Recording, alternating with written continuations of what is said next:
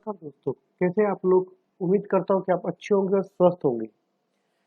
स्वागत है आपका एजुकेशन पॉइंट पर। आज हम बात करने वाले हैं हमारे जो एमसीक्यूज है। एमसीक्यू जो सीरीज हमने शुरू कर रखी है, आज हम एमसीक्यू नंबर 11 से लेकर 11 टू 20 तक हम डिस्कस करने वाले हैं। तो आइए हम शुरुआत करते हैं हमारे एमसीक्यू नंबर 11 से। हमने 10 जो है पिछली क्लास के अंदर डिस्कस कर लिए थे। अब 11 के अंदर बात करते हैं। एमसीक्यू नंबर 11 जो है हमारा सेक्शन 199 के ऊपर डील करता है, जो कि बोलता है एक्सेस रेमुनरेशन के ऊपर। देख क्या बोलता है। क्वेश्चन नंबर 11 में इसने बोला कि due to non compliance of the certain requirement under the company act 2013 not amounting to fraud, fraud नहीं है, the company was required to restate कर रही है फाइनेंशियल स्टेटमेंट फाइनेंशियल ईयर 16-17 की।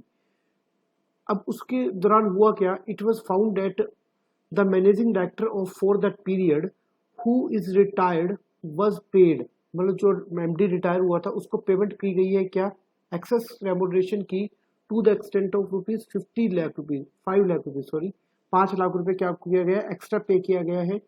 State whether such excess remuneration is recoverable, क्या हम उसको recover कर सकते हैं, उस चीज के बारे में बात करते हैं। सेक्शन नंबर 199 क्या बोलता है, कंपनी एक्ट 2013 के अंदर कि आप एक्सेस रेमुनरेशन को क्या कर सकते हो, रिकवर कर सकते हो, चाहे वो प्रेजेंट एम्प्लॉय हो या पास्ट एम्प्लॉय हो। तो फर्स्ट ऑप्शन में बोला है कि nothing can be recovered from x MD, मतलब जो चला गया उससे नहीं कर सकते, तो ये गलत हो जाएगा। बी बोलता है कि excess amount shall be recovered irrespective of whether at the present he is MD और नॉट, प्रेजेंट में है या नहीं है, तो मतलब बी ठीक है। सी ने बोला कि 50% नहीं है, ऐसा कुछ भी नहीं है, और 25% ये भी नहीं है, तो यानी कि बी हमारा क्या हो जाएगा, आंसर आ जाएगा कि हम रिकवर कर सकते हैं, चाहे वो प्रेजेंट में है या पास्ट में है, दोनों से ही हम रिकवर कर सकते हैं। क्वेश्चन नंबर जो अब 12 की बात करते हैं, क्वेश्चन नंबर 12 में बोला गया है कि आइए पढ़ते हैं। इसमें बोला गया है कि capable limited appointed mister Vikas as a MD. Mister Vikas को क्या किया गया, एमडी के रूप में अपने अपॉइंट किया है, एमडी ऑफ द कंपनी।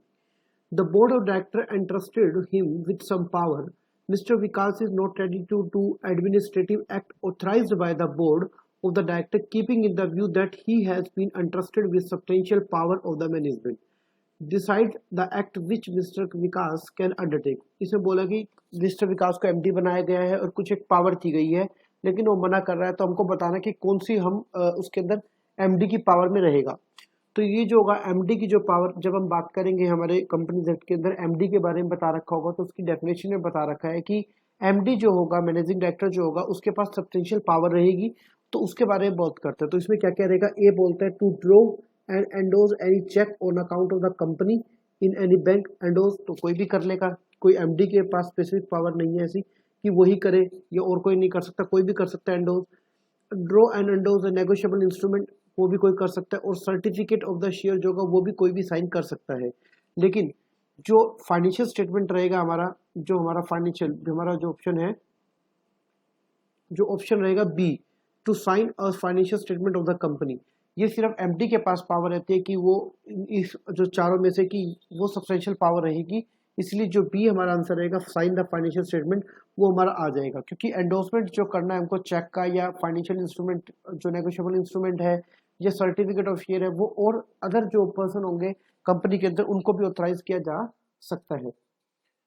उसके बाद क्वेश्चन नंबर 13 के ऊपर अगर हम बात करें, उसके में बोला गया है, क्वेश्चन नंबर 13 में क्या बोला गया, आइए क्वेश्चन नंबर 13 जो है इसके अंदर हमको सेक्शन 190 जो 6 है उसके बारे में हमको डिस्कस करना है। जब हम अपॉइंटमेंट करते हैं होल टाइम डायरेक्टर के बारे में, एमडी या मैनेजर के बारे में, तो वहां पर बोला गया है कि कोई भी एमडी या मैनेजर जो होल टाइम डायरेक्टर होंगे, या MD manager whole time director, वो 21 ईयर से बिलो नहीं होने चाहिए और 70 से अबव नहीं होने चाहिए। अगर 70 से अबव होते हैं तो उसके अंदर कंडीशन क्या रहेगी कि आपको एसआर पास करना पड़ेगा, एसआर पास करके आप अपॉइंट कर सकते हो। साथ में एक प्रोवाइजो और भी दिया गया है कि मान लीजिए एसआर पास नहीं हुआ, लेकिन जो vote in favour is more then है, वोट इन अगेंस्ट अगर ज्यादा है, तो आप सेंट्रल गवर्नमेंट की परमिशन लेने के बाद साथ में आप क्या कर सकते हैं, उसे अपॉइंट कर सकते हैं। तो आइए इस हमारे क्वेश्चन में क्या बोला गया देखते हैं उस चीज को। इसे बोला गया है कि you are a whole time director of Choco Chips private limited and wish to appoint mister Vanilla Square as a managing director appoint होना चाहते हो। आपकी एज कितनी है? 72 ईयर की है। However the board has got to know about the fact that the company shall appoint or continue to appoint of any person, no company, या word लिखा, no company shall appoint or continue to appoint any person जिसकी age क्या हो, 21 से कम हो या 70 year से ज्यादा हो, नहीं कर सकते। अब कहते हैं you are requested by the board to evaluate the situation and suggest whether he can appoint as MD. क्या इसके पास अपॉइंट हो, क्या ये अपॉइंट हो सकता है उसके बारे में, तो हमको प्रोवाइजो के पास जाना पड़ेगा। या तो एसआर पास कर लो, या एसआर पास नहीं होता तो vote cast in favour is more than against के अगर ज्यादा है प्लस सेंट्रल गवर्नमेंट की परमिशन लेकर आप कर सकते हो। तो आइए हमारे क्वेश्चन में देखते हैं सोल्यूशन के अंदर ऑप्शन में क्या क्या दे रखा है। सबसे पहले हम बोलते हैं कि yes he can appoint as MD by the board of director. नहीं, ऐसे नहीं हो सकता, board by the board of director, board of director के पास से तो पावर जा चुकी है। बी कहते हैं कि वो अपॉइंट हो ही नहीं सकता, ये भी हमारे पास नहीं आएगा। सी में बोला गया कि yes he can appoint as a MD by the share holder through special resolution. हाँ जी, ऐसा पास करके हम कर सकते हैं, तो यानी कि सी हमारा आंसर आ जाएगा। डी में बोला गया कि एनसीएलटी के पास भी नहीं जाना, यानी कि सी हमारा ऑप्शन आ जाएगा। तो हमारे क्वेश्चन 13 होते हैं। इसके बाद क्वेश्चन नंबर 14 पे आते हैं। क्वेश्चन नंबर 14 में क्या बोला गया, देखिए क्वेश्चन नंबर 14 में क्या बोलता है, आइए बात करते हैं कि क्वेश्चन नंबर 14 जो रहेगा हमारा पास सेक्शन 196 के साथ ही हम डील करने वाले हैं। यहाँ पर क्या बोला गया है, यहाँ पर बोला गया है कि appointment of the MD manager और जो डब्ल्यूटीडी होंगे उनकी किस तरीके से होती है। उसमें बोला गया कि अपॉइंटमेंट जो का 5 ईयर की रहेगी, 5 ईयर के लिए, और जो रीअपॉइंटमेंट होती है, रीअपॉइंटमेंट आप कब कर सकते हो, रीअपॉइंटमेंट करने के लिए भी टाइम पीरियड दे रखा है कि मान लीजिए आपकी अपॉइंटमेंट यहाँ हुई है तो 4 साल जब यहाँ बीत जाएंगे, 4 ईयर बीत जाने के बाद आप जो लास्ट ईयर बचता है 1 ईयर जो बच गया, इस 1 ईयर के अंदर आप क्या कर सकते हो, अपॉइंटमेंट कर सकते हो। तो यानी कि अब इस हमारे क्वेश्चन में जो मिस्टर ए है, मिस्टर ए को अपॉइंट किया गया है PKR लिमिटेड के अंदर 5 ईयर के लिए, ठीक है जी। कब किया गया, 20 जून 2015 को। यानी कि अब हम बात करें तो इसकी रीअपॉइंटमेंट कब होगी, यानी कि 21 जून, यानी कि अगर हम 4 साल माने तो 20 जून 2019 के बाद आप कभी भी कर सकते हो। तो हमारे में देखिए, हमारे ऑप्शन में देखा कि क्या कोई डेट इसके बाद की कोई दे रखी है, यानी कि फर्स्ट में दे रखा है कि 24 जून 2019, यानी कि 20 जून के बाद है, ठीक है। 1 फरवरी 2019, इससे पहले तो नहीं कर सकते आप, इस तारीख से पहले आप नहीं कर पाएंगे। 20 जून से पहले 12 मार्च 2018 में तो होगी ही नहीं, तो ये कट जाएगा। यानी कि 24 जून 2019 जो होगा हमारा आंसर आ जाएगा। हमारा जो ऑप्शन रहने वाला है यानी कि ए हमारा आंसर आ जाएगा। नेक्स्ट आता है हमारे पास क्वेश्चन नंबर 15, जो कि क्या बोलते हैं, आइए समझते हैं। क्वेश्चन नंबर 15 के अंदर हमको बता रखा है कि रेम्यूनरेशन को लेकर, जब मैनेजर रेम्यूनरेशन की बात करते हैं तो हमको सेक्शन पढ़ना पड़ता है, सेक्शन 197 के अंदर, सेक्शन 197 के ऊपर बात करते हैं रेम्यूनरेशन के ऊपर। इसने बोला कि एक कंपनी का नाम है लॉकवर्थ सेफ्टी गियर प्राइवेट लिमिटेड के नाम से, जो कि रेम्यूनरेशन पे कर रही है डायरेक्टर को ईयरली बेसिस पर। कंपनी के पास अभी क्या है, होल टाइम डायरेक्टर है और बोर्ड के अंदर currently they appoint mister X MD of the company. Now the company has keep in mind that overall remuneration to the director including managing director, whole time director and manager, यानी कि 196 में जो appoint हुए उनके बारे में बोलते हैं कि जो उनकी रेमुनरेशन है एमडी की, होल टाइम डायरेक्टर या मैनेजर की, वो एक्सीड नहीं करेगी मैक्सिमम लिमिट जो मेंशन कर रखी है 197 के अंदर। इफ देयर इज, अगर एक से ज्यादा एमडी है या फिर डब्ल्यूटीडी है या मैनेजर है, यानी कहने का मतलब क्या हुआ, यानी कि आपके पास एक एमडी है या फिर प्लस में एक मैनेजर है मान लिया, या फिर कहते हैं कि एक एमडी है, एक होल टाइम डायरेक्टर है, या फिर एक मैनेजर है प्लस एक एमडी है। इस तरीके से कहने का मतलब है कि आपका कॉम्बिनेशन में एक से ज्यादा है, तो उस सिचुएशन में मैक्सिमम रेम्यूनरेशन कितना होगा। तो हमको सेक्शन 197 में बताया हुआ है कि सेक्शन 197 में बोला है कि अगर मान लीजिए, अगर एक तो थे एग्जीक्यूटिव डायरेक्टर, एक होते हैं एनईडी। अगर एग्जीक्यूटिव डायरेक्टर, अगर मान लीजिए आपके एग्जीक्यूटिव डायरेक्टर है ही नहीं, तो अगर एनईडी को जो रेम्यूनरेशन दिया जाएगा मैक्सिमम कितना, 3% आप दे सकते हो। अगर मान लीजिए एक ईडी है और एक तो ईडी है, मान लीजिए एग्जीक्यूटिव डायरेक्टर है और एनईडी भी है, तो इनको पे किया जाएगा मैक्सिमम 1% दिया जाएगा। अगर एक से ज्यादा अगर ईडी जो है एक से ज़्यादा है, मोर देन 1 है और एनईडी भी है, तो आपको मैक्सिमम 10% रेम्यूनरेशन 11% रेम्यूनरेशन दिया जाएगा, इनको 10% दिया जाएगा। तो कहने का मतलब है, तो हमारा जो सी आंसर रहेगा 10% जो होगा हमको वो आ जाएगा कि 10% मैक्सिमम जो होगा नेट प्रॉफिट का हम क्या कर सकते हैं, रेम्यूनरेशन पे कर सकते हैं। क्वेश्चन नंबर 16 के अंदर अगर हम बात करें, देखिए क्वेश्चन नंबर 15 में तो रेम्यूनरेशन के बारे में आ जाएगा, कितना आप मैक्सिमम रेम्यूनरेशन पे कर सकते हो। अब क्वेश्चन नंबर 16 की बात करते हैं।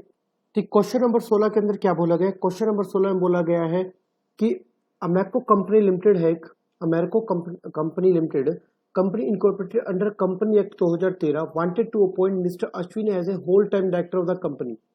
बट क्या हुआ कि मिस्टर अश्विन जो है ट्रैवल करता है अब्रॉड के अंदर for other business commitment and usually resident outside India, बाहर ही रहता है, वो बाहर ही रहता है और वो क्या रहा है 12 महीने जो है वो बाहर रहा 12 मंथ के लिए। Now Mr. Ashwin wanted to know the eligibility condition with respect to the condition of the resident in India for the appointment of whole time director। whole time director बनने के लिए कंडीशन जो रहती है basically वो उसके बारे में बात करते हैं 196 के अंदर।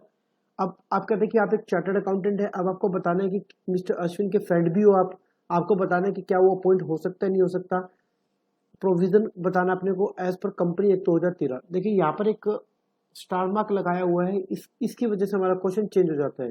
वैसे तो सेक्शन 190 अगर हम बात करें तो सेक्शन 196 के साथ अगर हम बात करें वहाँ पे अपॉइंटमेंट के बारे में बोला हुआ है, वहाँ पर सेक्शन 196 सब सेक्शन 3 के अंदर वहाँ बोला गया है कि आपको रेजिडेंट कहते हैं कि इन इंडिया होना चाहिए preceding not less than 12 month के अंदर आपको होना पड़ेगा। लेकिन यहाँ पर एक वहाँ पर एक एक्सेप्शन दे रखी है कि अगर आप SEZ के अंदर है तो वहाँ पर आपको रिक्वायरमेंट नहीं रहेगी। तो देखिए अगर हम बात करें थोड़ा सा नीचे आएंगे तो ICAI ने यहाँ पर नोट के अंदर डाला गया है कि अमेको जो कंपनी है वो कहाँ पर है, SEZ के अंदर है, तो इसलिए हमारा आंसर क्या रहेगा कि वहाँ पर रिक्वायरमेंट नहीं रहेगी। तो पहले में ऑप्शन अब कहते हैं कि ए में बोलते हैं कि mister Ashwin should be resident in India, should be resident in India, नहीं शुड भी नहीं होना चाहिए, अगर हम SEZ के अंदर तो हमको कंप्लाई करने की जरूरत नहीं है, तो ए तो होगा ही नहीं और सी भी नहीं होगा, वहाँ पर भी शुड भी है कि करना पड़ेगा। अब बी में देखते हैं, बी ने बोला कि mister Ashwin is not required to comply with the condition of the resident in India as the condition of staying in India for a continued period not less than 12 months immediately preceding the calendar year does not apply to the company established in SEZ। ठीक है, ये भी ठीक लग रहा है। अब D में देखते हैं, डी बोलता है कि mister Ashwin is not required to comply with the condition of the resident in India as the condition of the staying in India for a continue period not less than 12 month immediately preceding the date of the appointment does not apply to the company established in the SEZ। तो देखिए दोनों में इसमें फर्क क्या है। B में दे रखा है कि प्रोसीडिंग कैलेंडर ईयर, बी में हमको दे रखा है प्रोसीडिंग कैलेंडर ईयर दे रखा है, लेकिन हमको डी में दे रखा है अपॉइंटमेंट से, अपॉइंटमेंट की डेट से पीछे 12 महीने देखना होता है। तो जहां हमारे पास प्रोविजन है वहां पर भी क्या लिखा हुआ है, अपॉइंटमेंट की डेट से देखना, ना कि कैलेंडर ईयर। तो हमारा जो डी होगा, डी हमारा आंसर आ जाएगा। क्वेश्चन नंबर 17 की अगर हम बात करें तो इसके अंदर क्या बोला गया है, सेक्शन ये क्वेश्चन जो बना हुआ है वो है सेक्शन 203 के ऊपर। देखिए 203 सेक्शन में क्या बोला गया है, अगर कोई MD मैनेजर या WTD जो है, अगर मान लीजिए एक कंपनी ए है उसके अंदर मान लीजिए कोई पर्सन या तो MD है या मैनेजर बना हुआ है, तो वो किसी दूसरी कंपनी में MD मैनेजर या WTD नहीं बन सकता एक्सेप्ट क्या है, सब्सिडरी कंपनी। एक्सेप्ट क्या है, सब्सिडरी कंपनी। सब्सिडरी कंपनी वो क्या कर सकता है, बन सकता है, यानी कि जो डाउनवर्ड फ्लो हो जो रहेगा, यानी कि होल्डिंग से सब्सिडरी की तरफ जो होगा वो बन सकता है, लेकिन किसी और कंपनी में वो नहीं बन सकता। तो वही क्वेश्चन के अंदर बता रखा है। इस क्वेश्चन में बताया गया है कि इस क्वेश्चन की जो परिभाषा कुछ इस तरीके से दे रखी है, इसमें बोला गया है कि एक F&I कहते हैं कि लिमिटेड एक कंपनी है, उसकी एक सब्सिडरी रहेगी जिसका नाम है MN limited. MN limited subsidiary है, ये एक लिस्टेड कंपनी है, जहां पर क्या है कि 51% जो शेयर है MN कंपनी के अंदर खरीद रखे हैं। अब वो जो मिस्टर अभिषेक है वो क्या है, मिस्टर अभिषेक CFO है कंपनी के अंदर। अब वो क्या चाहता है basically, now mister Abhishek has been offered to be whole time director at MN limited in which more than 51% paid up share capital held by F&I limited. यानी F&I जो कंपनी होगी वो होल्डिंग कंपनी बन गई और MN जो limited है वो सब्सिडरी हो गया। अब वो पूछ रहा है कि क्या बन सकता है, नहीं बन सकता, बिल्कुल बन सकता है। तो आइए इसका ऑप्शन क्या रहेगा, ऑप्शन ए में बोल सकता है कि ऑप्शन ए ने बोला कि mister Abhishek may proceed with the offer of WTD as MN limited, बिल्कुल कर सकता है। As a KMP shall not be dissented from being a WTD in any company after obtaining the permission of board of director। Board director की permission लेनी पड़ेगी, लेकिन वो KMP के लिए नहीं बन सकता। वैसा ए आपका ए पॉइंट तो गलत हो जाएगा। बी में बोला जाए कि mister Abhishek shall not be able to proceed. ओहो, ये तो मना ही कर रहा है, तो मना तो नहीं कर सकते, तो बी तो खत्म हो गया। सी ने बोला कि मिस्टर अभिषेक मे प्रोसीड, ठीक है, with offer of WTD as MN company, ठीक है, as the company is a subsidiary. हाँ, यहाँ पर कुछ हमको हमारा लग रहा है, ठीक है, ये सी ठीक है। डी और देख लेते हैं, डी में क्या बोल रखा है। डी ने फिर मना कर दिया कि शैल नॉट बी एबल, तो यानी कि डी भी नहीं होगा, यानी कि सी हमारा आंसर आ जाएगा। तो सी हमारा जो होगा, हमारा आंसर आने वाला है। उसके बाद जो हमारा आता है क्वेश्चन नंबर 18 के बारे में बात करते हैं।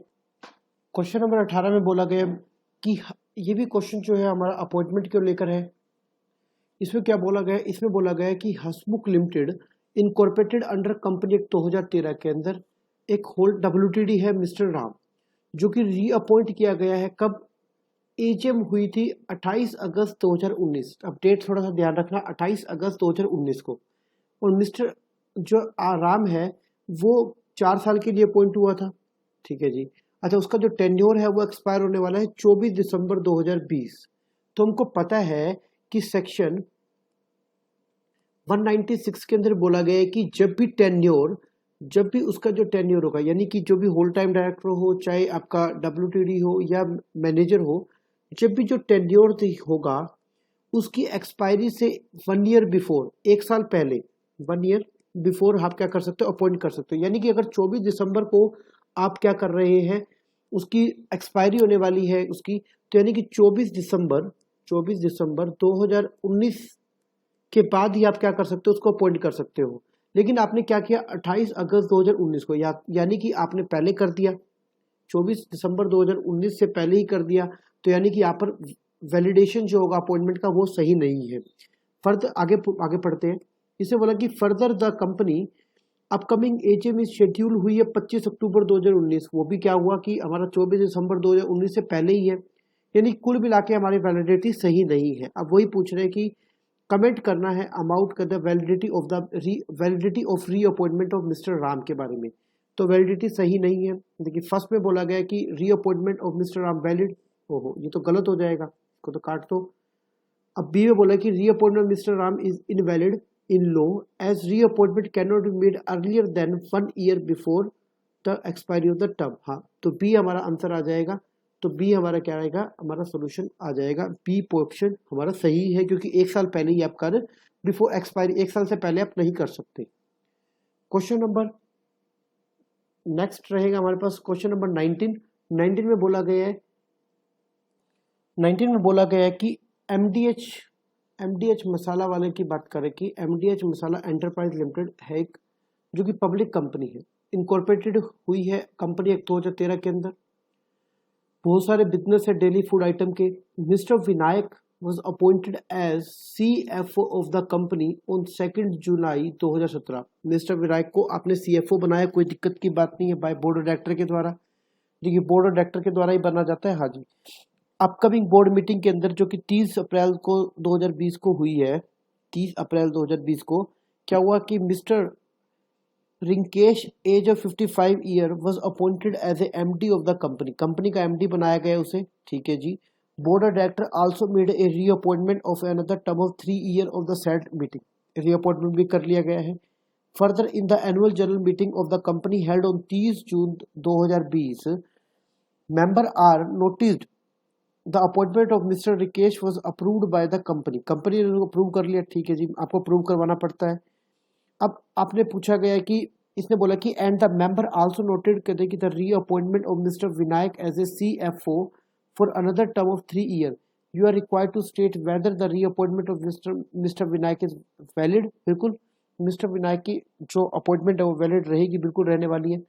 तो इसलिए इसने बोला कि यस, नो वाले तो हटे जाएंगे। तो ऑप्शन देखे, नो वाले तो हटा ही दो कि नहीं, अपॉइंटमेंट वैलिड नहीं है, यानी कि बोथ B एंड C भी नहीं आएगा। तो यानी कि बचा कौन सा, A। तो A हमारा आपका आंसर आने वाला है। क्वेश्चन नंबर 20 ने बोला कि गो डेयरी एक गो डेयरी कंपनी के नाम से कंपनी है गो डेयरी, जो कि डेयरी प्रोडक्ट बेच रहे हैं, selling dairy products through online mode.